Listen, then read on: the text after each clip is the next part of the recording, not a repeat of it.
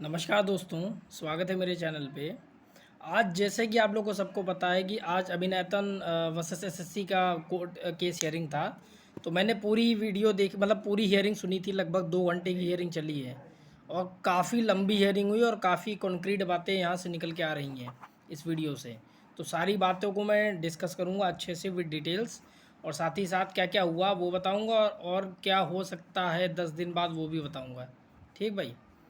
तो चूँकि आपको पता था कि 20 मई आज ही था और फाइनल हियरिंग के लिए था, लेकिन फाइनल हियरिंग जज साहब ने कोशिश तो की थी, लेकिन चूँकि एसएससी के वकील ने दोबारा मतलब मांग लिया कुछ और दिन 10 दिन कुछ बताने के लिए, तो उनको शायद दोबारा टाइम दे दिया गया है। ठीक है, तो पूरी वीडियो सुनिएगा अच्छे से, सारी चीज़ें डिस्कस करूँगा, बहुत अच्छे से बताऊँगा। ठीक है, तो पैनिक होने की ज़रूरत नहीं है कि क्या होगा क्या नहीं होगा। ठीक है, तो अच्छे से सुनिएगा और लास्ट तक वीडियो देखिएगा ताकि तभी समझ में आएगा कि इस वीडियो में क्या होगा। ठीक है भाई, तो चलिए शुरू करते हैं वीडियो को। पहली बात, शुरुआत ऐसे होता है कि सबसे पहले अभिनेतन के वकील पूरी बातों को डिस्क्राइब करते हैं। फिर बाद में वो जो 22 क्वेश्चन 23 क्वेश्चन के बारे में पॉइंट आउट करते हैं कि एसएससी ने कैसे उसमें मतलब डिस्क्रिपेंसी लाई, कैसे बोनस वाली बातें की, कैसे मतलब क्वेश्चन के टेंटेटिव और फाइनल में चेंजेस लाए, तो इससे कैसे कितना लोगों को नुकसान हुआ, इन सब बातों को उन्होंने उठाने की कोशिश किया। ठीक है, तो उससे देखो, मैं अगर ऑनेस्टली बताऊं, जो जज साहब का वो जो था पर जो वो उनकी बातों से लग रहा था, वो कहीं ना कहीं दोनों कन्विंस थे कि एसएससी की तरफ से गलतियां हुई हैं।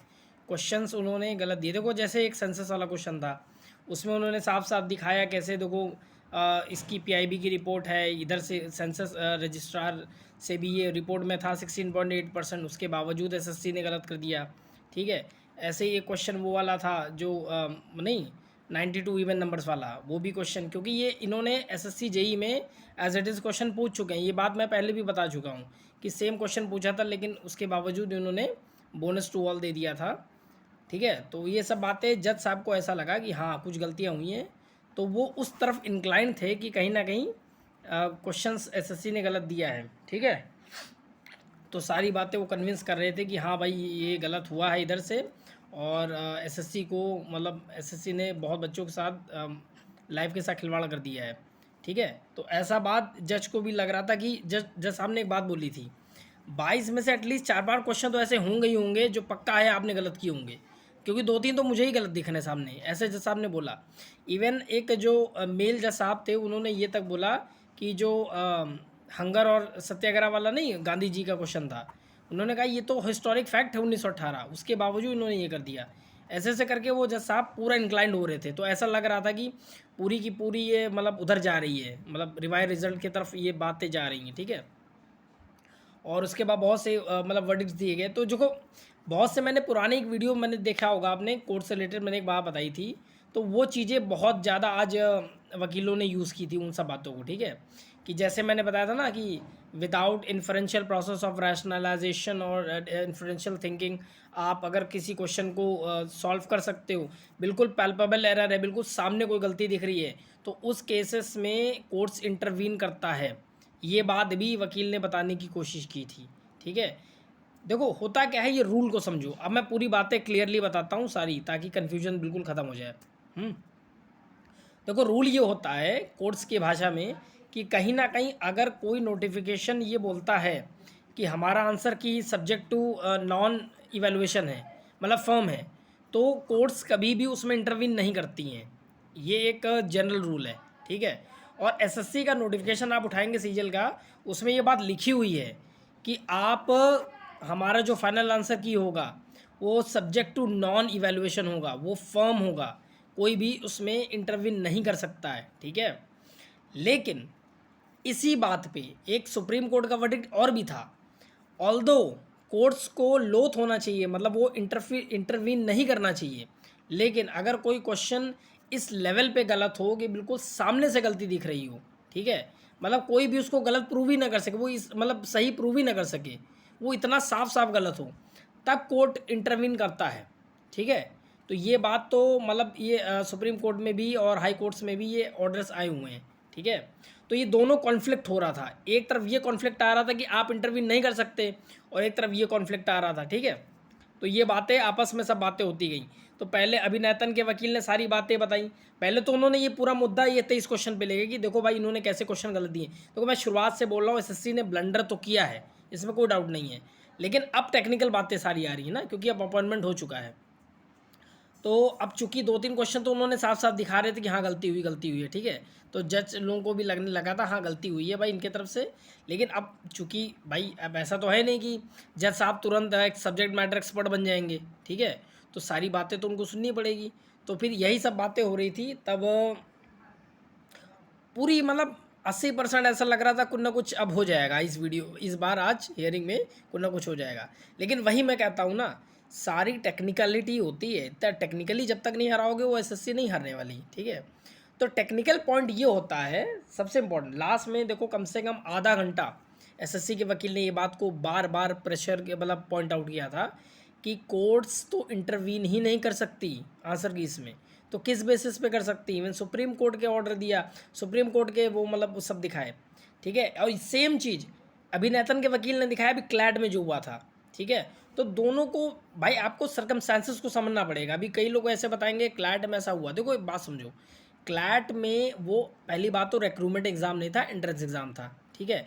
तो एंट्रेंस एग्ज़ाम का एडमिशन भी नहीं हुआ था, तो वहाँ इंटरवेंशन हो सकता है क्योंकि वहाँ से कोई प्रोसेस ख़राब नहीं होगा। लेकिन एसएससी का सिस्टम अलग है।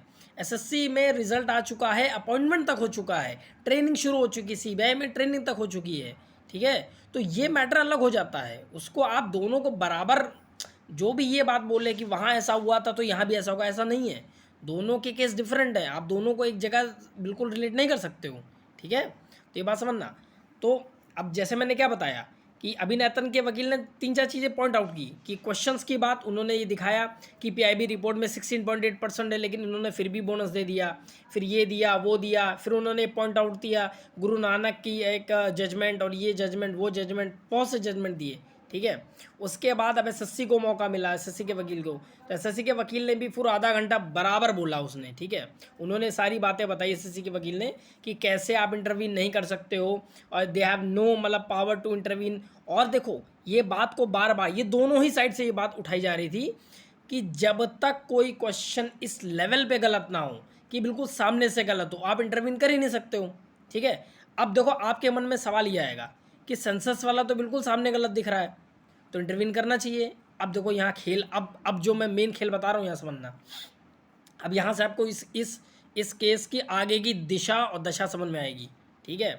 पहली बात, सबसे मोस्ट इम्पॉर्टेंट बात, विदाउट सब्जेक्ट मैटर एक्सपर्ट्स का एक्सप्लेनेशन, ठीक है, कोई भी कोर्ट का वर्डिक्ट स्टैंड ही नहीं करेगा। देखो जो एग्ज़ाम कंडक्टिंग एजेंसी होती है जैसे एसएससी, उसका जब तक सब्जेक्ट मैटर एक्सपर्ट का एक्सप्लेनेशन आप नहीं पढ़ोगे, ठीक है, तो आप किस बेसिस पे डिसाइड कर सकते हो कि उन्होंने बोनस क्यों दिया या नहीं दिया। भाई इस बात को समझो, जब तक उसका सब्जेक्ट मैटर एक्सपर्ट का ओपिनियन आप नहीं देखोगे, आप कैसे उसको डिनाई कर दोगे, ठीक है। तो अगर आप ये जस्ट सोच रहे हो कि चूँकि आपने पीआईबी रिपोर्ट दिखा दिया और इससे जस्ट तुरंत दे देगा, मुझे ऐसा नहीं लगता, क्योंकि आपको पहले तो एसएससी के सब्जेक्ट मैटर एक्सपर्ट की बात भी सुननी पड़ेगी ना, भाई वो क्या बोलना चाह रहा है, उसके बाद ही तो आप डिसाइड करोगे ना कि क्या होगा क्या नहीं होगा। अब मुझे ऐसा जो लगता है, आप 3-4 चीज़ें समझ लीजिए। सबसे इम्पॉर्टेंट, पहली बात, सबसे इम्पॉर्टेंट ये बात है, पहली इम्पॉर्टेंट कि आज कोई भी कॉन्क्रीट बातें तो बहुत कुछ आई हैं, लेकिन अगर मैं कहूँ स्टे लग गया, डिसमिस हो गया या कुछ हो गया, तो ऐसा कुछ नहीं हुआ है, ठीक। 10 दिन का लगभग समय और दिया गया है एसएससी के वकील को, पहली बात। दूसरी बात क्या है, ये बात हो गई। अब दूसरी बात जो मैं फर्स्ट डे से बोल रहा हूँ और आज फिर बोल रहा हूँ, एसएससी सिर्फ 2 कंडीशन में हारेगी।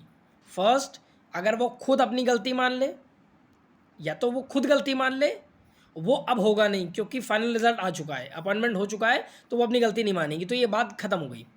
दूसरा केस तभी होता है, जो मैं बहुत पहले से बोल रहा हूँ, मैं आज से नहीं बोल रहा हूँ, बहुत पहले से, अगर सुप्रीम कोर्ट ऑर्डर दे दे कि रिवाइज कर दूँ, सिर्फ ये 2 कंडीशन है जहाँ एसएससी हारेगी। तो इर्रिस्पेक्टिव ऑफ कोई भी वर्डिक्ट आता है कैट का, तो एक बात अच्छे से नोट कर लो, जो मेरी समझ कहती है, एसएससी अगर मान लो 1% में केस बता रहा हूँ, अगर उन्होंने कह दिया नहीं ये 2-3 क्वेश्चन चेंज करके रिवाइज करो, उसके बावजूद चूंकि 90 दिन का समय होता है उसको कंप्लाई करने का, इस ऑर्डर को कंप्लाई करने का, ठीक है, तो उस 90 दिन को वो पहले तो टाइम खाएगी, फिर उसके अगेंस्ट वो हाई कोर्ट में चली जाएगी। ये बात आप देख लीजिएगा, ठीक है। वो केस आगे करेगी ज़रूर, ये केस सुप्रीम कोर्ट तक जाएगा, भले एसएससी हार जाए। बात समझ लीजिएगा अच्छे से, ठीक है। मैं वो कंडीशन बोल रहा हूँ, ये मत कहना कि मैं कह रहा हूँ रिवाइज होगा, नहीं, मैं एक कंडीशन बता रहा हूँ। 1% अगर रिवाइज की बात हुई भी ना, तो भी सुप्रीम कोर्ट तक एसएससी केस लेके ही जाएगी। ये बात नोट कर लीजिए। दूसरी बात, विदाउट सब्जेक्ट मैटर एक्सपर्ट्स के एक्सप्लेनेशन, जो हायर कोर्ट्स होते हैं, स्पेशली सुप्रीम कोर्ट और हाई कोर्ट्स के डिविजनल और सिंगल बेंच, ये लोग सब्जेक्ट मैटर एक्सपर्ट्स के एक्सप्लेनेशन को एज अ बेसिस लेके चलते हैं। ये बात जान लीजिएगा, आप देखिएगा हाई कोर्ट में, ठीक है। क्योंकि देखो एक बात समझो, एग्ज़ाम जो कंडक्ट कर रहा है उसका ओपिनियन लिए बिना आप कुछ भी नहीं कर सकते हो, ठीक है। अगर वो ये बात बोल देगा कि ठीक है इवन नंबर है, ज़ीरो एक इवन नंबर है, हम मानते हैं ज़ीरो को, और ज़ीरो इवन है, ऐसा नहीं है, ये गलत बात है, दो सिर्फ इवन नहीं हो, ज़ीरो भी इवन होता है, तो इस बेसिस पे तो वो यही कह देगा ना। तो अगर ऐसा कोई भी एम्बिग्विटी आती है तो वो तो डिस्प्यूट पे चला गया, वो कह देगी बोनस दे दिया हमने। सिंपल केस, अगर मान लो सेंसस में ये बात बोलता है कि भाई चूंकि ईयर ऑफ रेफरेंस नहीं था, डिकेडल की बात नहीं की, एनुअल ग्रोथ रेट बात नहीं की, तो वो भी एक डिस्प्यूट बोल देगा, और डिस्प्यूट के बेसिस में एसएससी नहीं हारेगी, आप देख लीजिएगा आप, ठीक है। सबसे इंपॉर्टेंट होता है एसएससी के सब्जेक्ट मैटर एक्सपर्ट के एक्सप्लेनेशन को अगर आप गलत प्रूफ कर दो तो आप एसएससी को कुछ कर सकते हो, ठीक है। अभी तो सब्जेक्ट मैटर एक्सपर्ट का एक्सप्लेनेशन ही नहीं आया है, तो किस बेसिस पे मैं कह दूं एसएससी हार जाएगी, ठीक है। कैट में देखो, कैट ठीक है, वो जैसा आप लोग अपनी बातें सुन रहे हैं वो अपने वो देंगे, सब देंगे, ठीक है, उनकी अपनी मर्जी है, जैसा आप बोलेंगे बोलेंगे भाई, अपना विजडम से यूज़ करेंगे, बिल्कुल अच्छे से बोल भी रहते वो, ऐसा नहीं। बहुत अच्छा मुझे लगा, उन्होंने बहुत प्यार से सुना, 1.5 घंटा बहुत बड़ी बात है, 1.5 से 2 घंटा सुनना बहुत रेयर होता है कि अगर कोई जज इतना ध्यान से सुनता है, तो वो सीरियसनेस ऑफ द केस को समझ रहे थे, ठीक है। तो अब केस का मैं फाइनल ये बता रहा हूँ ये होने वाला क्या है, ठीक है। 10 दिन बाद मुझे ऐसा लगता है कि सब्जेक्ट मैटर एक्सपर्ट के एक्सप्लेनेशन को उनके वकील बातें दिखाएंगे कि हमने क्यों इसमें डिस्प्यूट वो बोनस दिया, ठीक है। तब बात क्लियर है। अगर उस एक्सप्लेनेशन को वैलिड रहा, कॉम्प्रिहेंसिव रहा, हर चीज़ अच्छे से वो डिटेल में बताया, तो मुझे नहीं लगता है कि इस बेसिस पे एसएससी हारेगी, ठीक है। तब बात ये मेरा अपना आपका पर्सनल ओपिनियन बता रहा हूँ, ठीक है। अगर आप उनके एक्सप्लेनेशन को गलत प्रूफ कर दोगे तब तो कोई बात उठेगी। अब यहाँ से दो कंडीशन ये राइज होगी, क्या एसएससी हारेगी कैट में या नहीं हारेगी। अगर एसएससी हार गई तो वो हाई कोर्ट चली जाएगी, और अगर एसएससी जीत गई तो केस डिसमिस हो जाएगा, ठीक है।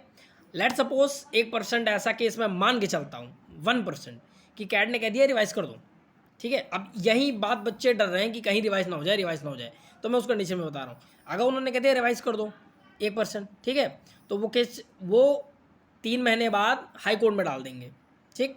अब हाई कोर्ट में वो दोबारा फ्रेश ये बातें सारी रखेंगे कि भाई सब्जेक्ट मैटर एक्सपर्ट्स के बिना ये कैसे इन्होंने डिसीजन ले लिया, ये ले लिया, वो ले लिया, कोर्ट्स तो इंटरवीन ही नहीं कर सकते, ये ही नहीं कर सकते, हमने अपॉइंटमेंट दे दिया है, ये दे दिया है, वो दे दिया है, 50 एक्सप्लेनेशन वो बताएंगे, ठीक है।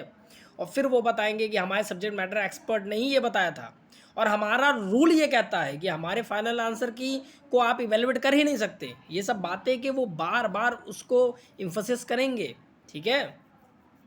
और एक क्वेश्चन भी बिल्कुल अगर आप सामने से कहो कि डिस्प्यूट नहीं है, तो है भाई, हर क्वेश्चन में 1% डिस्प्यूट है, ऐसा नहीं है कि डिस्प्यूट नहीं है। एनुअल डिकेडल ग्रोथ रेट वाली बात आएगी, आप देख लीजिएगा उनके सब्जेक्ट मैटर एक्सपर्ट के एक्सप्लेनेशन में ये बात आएगी। तो कहीं ना कहीं अगर बाई चांस, ठीक है, अगर ये केस आगे बढ़ा तो भी ऐसे चीज़ें होंगी, उसमें एक्सप्लेनेशन पे ही बात होगी, क्योंकि एक्सप्लेनेशन को ही ऐसा बेसिस लेके बढ़ा जाता है। कोर्ट्स भी सबसे पहले सब्जेक्ट मैटर एक्सपर्ट्स के ही एक्सप्लेनेशन को एज अ बेसिस मानते हैं, फिर उसको अगर गलत हुआ तब वो आगे बढ़ते हैं उसके, ठीक है। तो ये केस मिनिमम मुझे लगता है अगर बाय चांस एसएससी हार भी जाती कैट में 1%, तो भी वो हाई कोर्ट जाएगी, फिर डिविजनल बेंच जाएगी, फिर सुप्रीम कोर्ट जाएगी। ये केस 2 साल खींचेगा, आप देख लीजिएगा, ठीक है। इतनी जल्दी एसएससी हार मान जाएगी मुझे लग नहीं रहा है, बिल्कुल 99.99% के 100% मैं बता रहा हूँ वो हार नहीं मानेगी, वो सुप्रीम कोर्ट तक ज़रूर जाएगी। और देख लीजिएगा, मेरी याद नोट कर लीजिए बात, अगर सुप्रीम कोर्ट तक केस गया ठीक है। तो सुप्रीम कोर्ट का आप ये लिख लीजिए, वो अकेले सुप्रीम कोर्ट 7-8 महीना उसमें लग जाता है मिनिमम, मिनिमम बता रहा हूँ 7-8 महीना मिनिमम लगेगा, 10 महीना, ठीक है। तो ऐसे ये 2 साल केस जाने वाला है। आप बिल्कुल एक लॉजिकल बेसिस पे सोचिए, जो बच्चे जॉब रिज़ाइन करके अब सीजल में ज्वाइन कर चुके हैं, 2 साल बाद वो वहाँ से बाहर हो गए, और उनको अगर अब तुम बाहर करोगे 2 साल बाद, तो पूरा सिस्टमेटिक फेलियर हो जाएगा, सारा प्रोसेस ख़राब हो जाएगा, सब कुछ ख़राब हो जाएगा। और इतने harsh decision SSC supreme court नहीं लेगा, आप देख लीजिएगा। लास्ट में भी मैं बता रहा हूँ, बहुत हद तक क्या होगा, पेटिशनर्स को रिलीफ दिया जाएगा सिर्फ और सिर्फ एडिशनल रिजल्ट निकाल के, किसी भी जॉब वाले को बाहर नहीं किया जाएगा। ये आप मेरी बात आज भी नोट कर लीजिए। जिसकी एक बार नौकरी लग गई उसको बाहर करना बहुत ही ज़्यादा कठिन होता है, ठीक है। तो जिसकी नौकरी लग चुकी है आप डरिए नहीं, irrespective of the case verdict, ये केस 2 साल खींचने वाला है आगे भी, ठीक है। तो डरिए नहीं, पैनिक मत होइए, कोई भी वर्डिक्ट आए फिर भी ये केस आगे बढ़ने वाला है। यार बिना सब्जेक्ट मैटर एक्सपर्ट के एक्सप्लेनेशन से कैसे वर्डिक्ट आ जाएगा, ये केस आगे बढ़ना ही बढ़ना है। सब्जेक्ट मैटर एक्सपर्ट तो बताएगा ना कि मैंने क्यों दिया है। भाई आप जब तक वो बताएंगे नहीं, एक्सप्लेन नहीं करेंगे हमने क्यों बोनस दिया है, तो किस बेसिस पे आप उनको कह दोगे आप गलत हो, ठीक है ना। तो बातों को समझो, इतना आसान नहीं है। देखो ये वन वे था, अभी एसएससी के वकील ने सही से बातें बताई, क्योंकि भाई उनको तो वो सब्जेक्ट मैटर एक्सपर्ट है नहीं, अभी वो एक्सप्लेनेशन आएगा तब उसमें वो पता चलेंगी ना सारी बातें। तो इन सब चीज़ों को समझो। और जो बच्चे डर रहे हैं भी कि क्या मतलब नौकरी चली जाएगी, ये चलिए, कुछ नहीं होगा भाई। अभी तुम देखो 2 साल अभी ये खींचने वाला है केस, बहुत लंबा जाएगा, ठीक है। और आधे घंटे देखो लास्ट में एसएससी ने सारी टेक्निकल इश्यूज बताए। तुम्हें क्या लगता है ये आसान होता है? अगर नोटिफिकेशन में बात लिखी हुई है कि आप फाइनल आंसर की को चेंज नहीं कर सकते हो, तो क्या लगता है आपको आसान है ये चेंज करना तुरंत? इतना आसान नहीं है। आप बिल्कुल 100% जब तक आप सब्जेक्ट मैटर एक्सपर्ट के एक्सप्लेनेशन को गलत नहीं प्रूव करेंगे तो भूल जाइए आप, इतना आसान नहीं होता है कि आप चेंज कर दोगे, ठीक है। अब देखो एक बात और है, कोई मुझसे ये कहेगा देखो बंगाल में ऐसा हो गया था, 6 साल 9 साल बाद नौकरी चली गई, तो वहाँ केस ऑफ डिस्प्यूट नहीं था क्वेश्चंस का, वहाँ तो सिस्टम, पूरा सिस्टम ही फेलियर था। उन्होंने ओमार शीट जला दी थी, बात समझो, ओमार शीट तक जल गई थी पूरी, वो इस लेवल पे फ्रॉड हो गया था। फ्रॉड जब हो जाता है, मेलाफाइड हो जाता है, तब बात अलग हो जाती है। एसएससी ने कौन सा फ्रॉड किया ये बताओ? फ्रॉड कहाँ किया है? क्वेश्चन के बोनस देने से फ्रॉड थोड़ी ना साबित हो जाएगा भाई। वो कह देगा, उसको क्या करना है, उसको बस प्रूव ही तो करना है कि हाँ ये इसमें डिस्प्यूट था, मैंने बोनस दे दिया, सिंपल बात है, और कुछ थोड़ी ना होगा। तो वो चीज़ें भाई मान के चलिए, ठीक है। ये केस 2 साल खींचने वाला है, आप टेंशन ना लीजिए। जिसकी नौकरी है, मैं आज भी कह रहा हूँ आपकी नौकरी नहीं जाएगी, ठीक है। ये केस बहुत लंबा खींचने वाला है, लास्ट तक जाएगा। और फिर से मैं वही दोहरा दूँ, जब चीज़ें बहुत आगे निकल जाती हैं ना, तो there is a point of no return, ठीक है। और सुप्रीम कोर्ट उस पॉइंट पे अगर बहुत हार्श डिसीजन लेता है, ये बहुत ही रैशनल नहीं है, मुझे नहीं लगता है वो कभी लेगा। वो बहुत पहले के वर्डिक्ट्स भी देख लीजिए, कभी भी सुप्रीम कोर्ट पूरे प्रोसेस को डीरेल नहीं करता है, ठीक है। जो चीज़ें इस्टेब्लिश हो चुकी हैं, अपॉइंटमेंट हो चुके हैं, पूरा प्रोसेस चल चुका है, उसको इतना आसानी से रोकना आसान नहीं होता है, ठीक है। और रही बात स्टे की, तो मैं फिर से क्लियर कर दूं, 2023 में भी कोई स्टे नहीं लगा था, एसएससी ने खुद लगाया था, किसी भी कोर्ट से आदेश नहीं आया था स्टे लगने का। तो बार बार ये मत पूछिए, कोर्ट की तरफ से स्टे नहीं लगेगा, क्योंकि वो उन्होंने पहले ही क्लॉज लगा दिया है, ठीक है। तो स्टे लगने का कोई सवाल ही नहीं होता है, ठीक है। तो सारी बातें अब मैं कंक्लूजन कर दे रहा हूँ। फर्स्ट, क्या आज कुछ हुआ? नहीं, आज पूरा कॉन्क्रीट कोई डिसीजन नहीं आया है। हाँ, बातें बहुत हुई हैं, अच्छी अच्छी हुई हैं, पूरी सारी बातें हुई, इवन जज कन्विंस तक हो गए थे कि हाँ 3-4 क्वेश्चन तो गलत हुए हैं एसएससी की तरफ से, बिल्कुल, ठीक है। वो एनसीईआरटीज़ को कैसे गलत कह सकते हैं, पीआईबी रिपोर्ट को कैसे गलत कह सकते हैं, सेंसस का बिल्कुल वो जो क्वेश्चन था वो तो बिल्कुल डेटा है, फैक्ट है, फैक्चुअल है। मतलब वो बोल रहे थे जज साहब कि ये कैसे आप इसको इनकॉरिजिबल है, वो तो आप चेंज ही नहीं करते, वो तो गलत ही नहीं बोल सकते हो। लेकिन उसके बाद भी एक पॉइंट होता है ना, सब्जेक्ट मैटर एक्सपर्ट का एक्सप्लेनेशन भी तो मैटर करेगा ना, कि वो क्या एक्सप्लेन करेंगे। जब तक उनकी एक्सप्लेनेशन आप नहीं सुनोगे तो आप कैसे बता दोगे? तो अभी तुरंत आप डिसाइड कर लो कि सब कुछ हो गया, तो ऐसा नहीं है भाई, अभी कहानी बहुत लंबी जाने वाली है, ठीक है।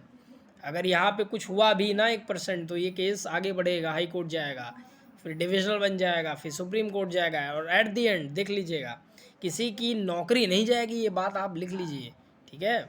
मैं आपको ये अश्योर कर रहा हूँ, किसी की भी नौकरी नहीं जाएगी। ठीक है। तो चलिए फिर वीडियो ख़त्म करते हैं और इसके बाद जो भी होगा दोबारा वीडियो में पूरा बताएंगे, ठीक है।